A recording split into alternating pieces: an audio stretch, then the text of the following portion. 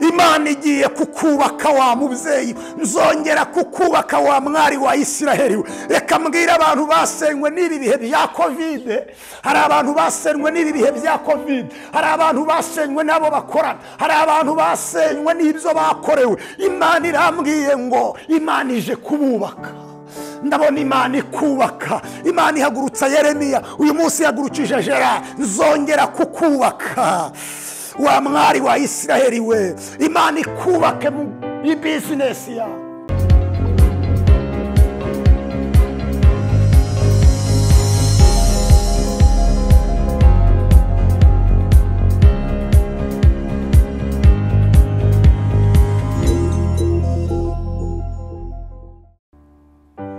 Reka mbasuhuze mwese abadukurikiye, baduhoza ku mitima kandi badukumbura, bifuza kubana natwe umunsi ku munsi.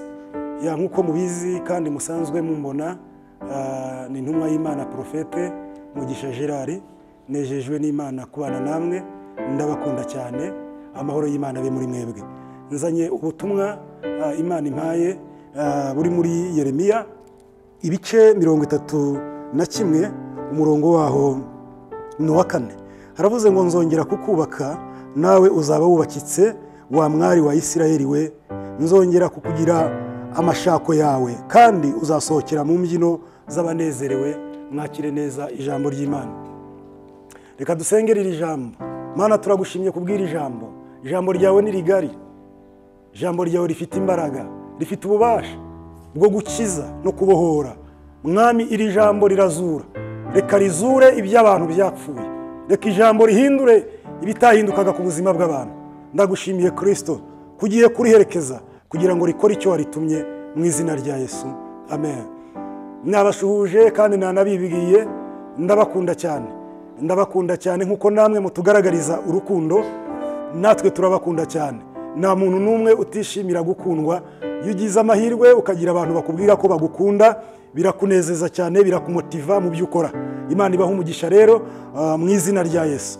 Narinzanye ubuhanuzi kandi ari ubutumwa Imana impaye, kuko nzanye intumwa y'Imana impaye ubutumwa ikantuma ku bantu mbabwira iby'Imana intumye.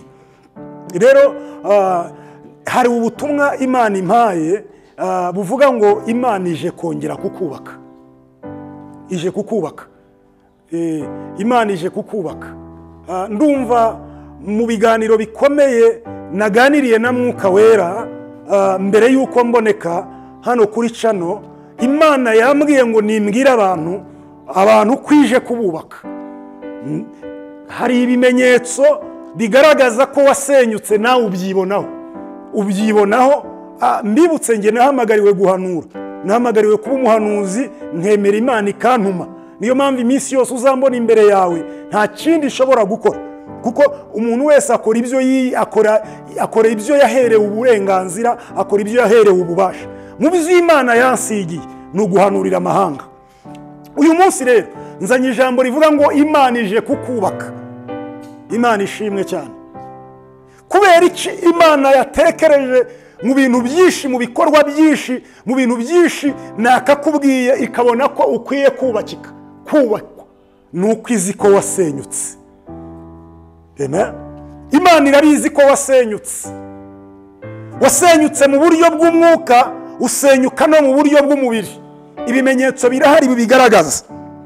Nawe ubyibonaho, wowe unkurikiye urabizi ko wasenyutse. Rero Imana irantumye ngo nkubwire projet, nkubwire umugambi Imana igufiteho, nkubwire iby'Imana iri kukugambiriraho muri uku kwezi k'umunani, muri uku kwezi Imana ibintu iri kukugambiriraho ni ibintu bikomeye. Niyo mpamvu ndi kukubwira ngo ubyitwaremo neza, kuko hari iby'Imana ije gukora ku buzima bwawe. Ibyo abantu batakoze Imana ije kubikora.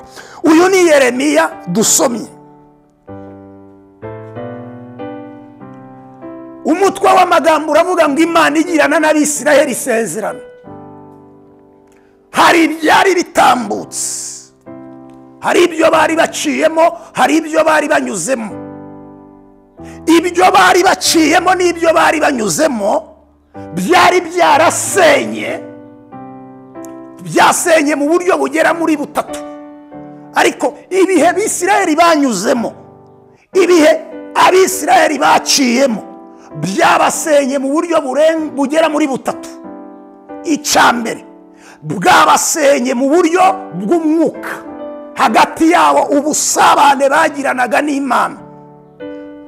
Ibihe byabasenye mu buryo bw'umwuka, uretse ko abantu bihagararaho abandi bakanirarira. Twanababwira ibi bintu ntibabyumve neza. Ninde utarasenyutse mu buryo bw'umwuka?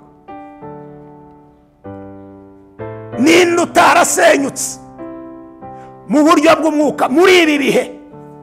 Ninde utarasenyutse mu buryo bw'umwuka? Kabiri, Abisirayeli bari barasenyutse mu buryo bw'ubutunzi. Mbere yuko iri jambo ndihanuramo, ndagira ngo mbanze ngusobanurire ibintu bibiri. Bari barasenyutse mu buryo bw'umwuka, basenyuka no mu buryo bw'ubutunzi. Ubu tuvugana kuri iyi tariki, nta muntu n'umwe utarasenyutse mu buryo bw'ubutunzi. Ubu tuvugana kuri iyi tariki, nta muntu n'umwe mu buryo bw'umwuka utaragize ihungabana. Kubera iki? Bya bihe twagiraga, ya masengesho, bya biterane, bya bicaniro twahozagaho byo kwiyiriza ubusa no gusenga. Rero muri icyo gihe barasenyutse. Amahanga yasaga n'ayafashe ijambo kuri Isirayeli. Oh, haleluya! Ndagushimye mwami wanjye. Haleluya, haleluya, haleluya. Amahanga yasaga n'ayafashe ijambo kuri Isirayeli. Ngira ngo uyu muntu yasenyutse, unyuze ahantu hahoze inzu igasenyuka, biragaragara. Yo wasenyutse bigaragara mu mirire, mu myambarire, mu butunzi, mu byo wari ufite. Byanze bikunze umuntu wasenyutse. N'isoko wahahiragamo ushobora kutarihahiramo. Yo wasenyutse byanze bikunze biragaragara. Isirayeli gusenyuka kwayo byagaragariye abantu bose, babona Isirayeli yarasenyutse mu butunzi no mu buryo bw'umwuka. Oh, haleluya! Oh, haleluya! Kandi kwikunda umwana wayo, jeni kwinkunda ntakwiriye, ntari umugome, nukwima Yesu wambambirwe ku musaraba. Mubo yacunguje ayo maraso, nzi yuko nanjye ndimo, nzajya ndirimba urwo rukundo ndukwize mu isi yose. Mbese urukundo rw'Imana yacu rwagereranwa n'iki? Ijuru n'isi naruririmbe kugeza iteka ryose. Naringezaho nkubwira ngo barabimenye ko wasenyutse. Abashyitsi bagusuye barabimenye ko wasenyutse. Abo wafashaga barabimenye ko wasenyutse. Abo mwabanaga mubana n'uyu munsi barabimenye ko wasenyutse. Iyo umuntu yasenyutse buri wese amuvugaho uko ashaka.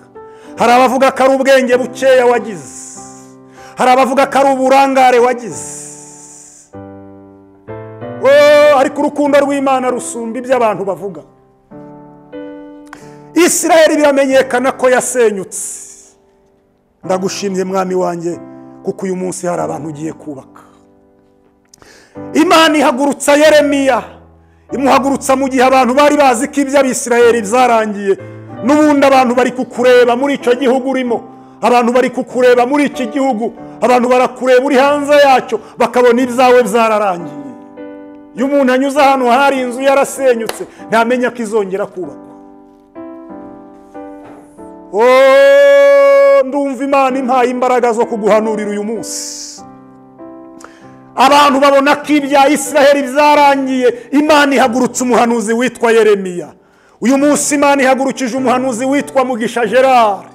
Niwe Imana igutumyeho wa mubyeyi waho wicaye, niwe Imana igutumyeho aho uri, niwe Imana igutumyeho muri icyo gihugu urimo, niwe Imana igutumyeho aho wicaye, aho ukorera, aho utuye. Bizinesi yawe yarasenyutse, urugo rwawe rwarasenyutse, wasenywe n'amagambo abantu bakuvuze, wasenywe n'ibyo abantu bagukoreye, abantu baragusenye bakuvuga ibibaho n'ibitabaho, warasenyutse. Amagambo menshi wabwiwe muri iki gihe yaragusenye.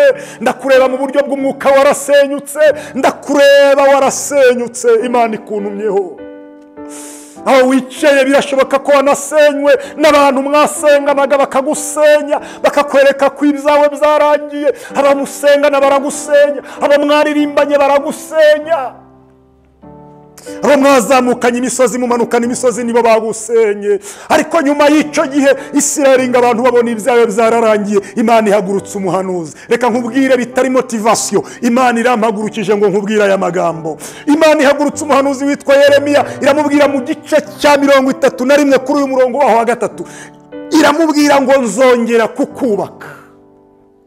Haleluya! Imana igiye kukubaka wa mubyeyi, nzongera kukubaka wa mwari wa Isiraheli. Reka mbwira abantu basenywe n'ibi bihe bya Covid. Hari abantu basenywe n'ibi bihe bya Covid, hari abantu basenywe nabo bakorana, hari abantu basenywe n'ibyo bakorewe. Imana irambwiye ngo Imana ije kububaka. Ndabona Imana ikubaka. Imana ihagurutsa Yeremiya, uyu munsi ihagurukije Gerard, nzongera kukubaka wa mwari wa Isiraheli we. Imana ikubake mu bizinesi yawe, nzongera kukubaka. Haleluya! Nzongera kukubaka wa mwari wa Isiraheli we. Ndabona ukuboko kukubaka, ndabona ikiganza cy'Imana kikuzaho, ndabona ikiganza cy'Imana kikuzaho. Aho wasenyutse marayika ari kuza kuhubaka, ndabona ikiganza cy'Imana kigukoraho. Hari imbaraga zije kukubaka. Haleluya! Warasenyutse uratabwa, warasenyutse urarekwa, warasenyutse urangwa, warasenyutse urajugunywa. Aho bakujugunya, aho bagutaye, imbaraga z'Imana ziraje kukubaka. Nzongera kukubaka. Acira umwaka wo kubakwa, ubakwa muri bizinesi yawe, ubakwa mu rugo rwawe. Imana ikubake mu bana bawe, Imana ikubaka imbere y'umugabo wawe, Imana ikubaka imbere y'abagusenya, Imana ikubaka imbere y'abakurwanya, Imana ikubaka imbere y'abakwanga. Akira kubakikwa mu izina rya Yesu. Imana ije kukubaka wa mubyeyi we. Ndabona ukuboko kw'Imana kuza kukubaka. La mesoze ne potasakiri mandole moshale bo enede siyamini provera. Imana irakubaka muri icyo gihugu urimo cy'amahanga. Imana ikubake mu mashuri yawe, Imana ikubake mu rushako rwawe. Wagiye gushaka nk'abandi, ariko ibyo wasanze mu rugo wagiye gushakamo byaragusenya. Uyu munsi wumva kubana n'umugabo, wumva ikintu kijyanye n'ingo warakizinutswe kubera ibyagusenye mu rugo. Dore ikiganza cy'Imana kije kukubaka.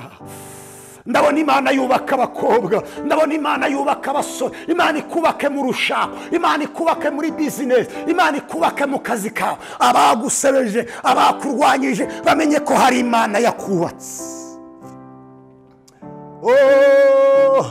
Uyu ni umunsi Imana ikubatse mubyeyi. Izara amarira yawe Imana irabihindura ibitwenge. Acira kubakika mu izina rya Yesu. Imana ni kubaka imbere y'abagusenye. Imana ihagurutsa Yeremiya, iramubwira ngo nimara kukubaka uzasohokera mu mbyino z'abanezerewe. Hari ahantu ugiye gusohoka.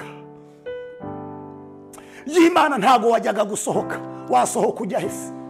wasohoka ujya he? hari ahantu ugiye gusohoka. Bibiliya yavuze ngo nimara kukubaka uzasohokera mu mbyino z'abanezerewe. Sohoka mu mubabaro, sohoka mu gahinda, sohoka mu madeni, sohoka mu bushomeri, sohoka muri iyo nzara, sohoka muri ubwo bushomeri bukubayeho igihe, kubera ko Imana ikubatse hari n'aho igusohoye. dozene fovre leta y'Imana ikubatse hari aho igusohora.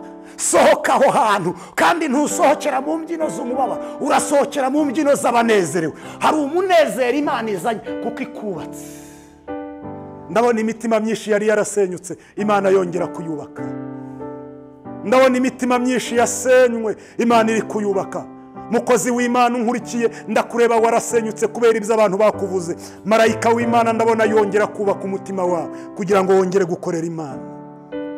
warwanyijwe n'abago bo mwakoranaga umurimo w'Imana, Imana inyeretse yongera kukubaka kugira ngo usubire gukora umurimo w'Imana. Imana iranyereka warasenyutse mu byerekeranye na business yawe, Imana yongeye kukubaka. akira kubakikwa mu izina rya Yesu. Imana nikubake, abavuze baceceke. uyu munsi ndahanu Imana ikubake, ikubake mu bashoramari, ikubake mu bacuruzi, ikubake mu izina rya Yesu. habwa umugisha n'Uwiteka. tugiye gusenga n'Imana, tugiye gusenga n'Imana. ndagira ngo ngusengere Imana. Imana ikubake uyu mwaka, Imana isoze icyo yavuze ku buzima bwawe. abari baragushungereye batangazwe no kubona Imana ikwibutse mu izina rya Kristo Yesu. Amen. Mana ndagushimiye, ngushimiye kuko ufite umugambi mwiza ku bantu bawe.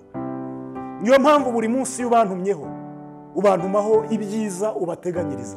Satani niwe uzana ibibi, wowe ibyo utwifuriza ni ibyiza. ngushimiye ko wubatse uyu mubyeyi umaze igihe kinini yarasenyutse. ngushimiye ko wubatse uyu mugabo umaze igihe kinini yarasenyutse. ngushimiye ko wubatse uyu mukobwa umaze igihe kinini yarasenyutse. ngushimiye uyu mukobwa wasenyutse kubwo abantu bamwiciye ubukwe, ngushimiye ko wongeye kumwubaka. ndagushimiye ko mbonye abantu bubakika mu izina rya Kristo Yesu. Amen. ndabakunda cyane. Imana ibaha umugisha naho bataha. Yesu abaha umugisha.